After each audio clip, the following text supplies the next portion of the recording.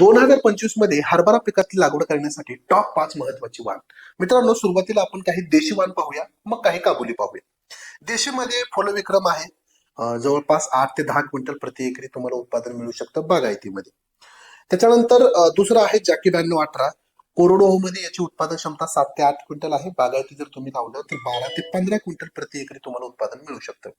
त्याच्यानंतर दप्तर 21 आहे. जास्त उत्पादन क्षमता आहे, 10 ते 12 क्विंटल प्रति एकरी जी उत्पादन क्षमता आहे. दिग्विजय आहे. कोरडवाहू मध्ये 7 ते 8 क्विंटल आणि बागायतीमध्ये 15 ते 18 क्विंटल त्याची उत्पादन क्षमता आहे. त्यानंतर विजय आहे, विशाल आहे, साकी 9516 आहे. अशा वाणाची तुम्ही निवड करू शकता.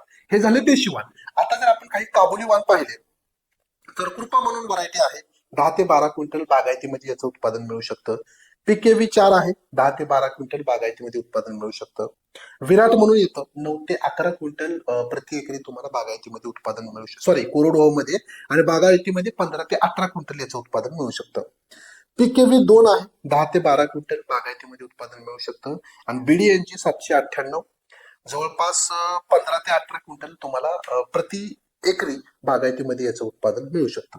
तर असे काही वाण आहेत, काही देशी आणि काही काबुली. तुम्ही यंदा 2025 मध्ये कोणत्या वाणाची लागवड करणार आहात आम्हाला कमेंट्स बॉक्समध्ये नक्की सांगा आणि त्याची उत्पादन क्षमता किती आहे ते देखील सांगा. धन्यवाद.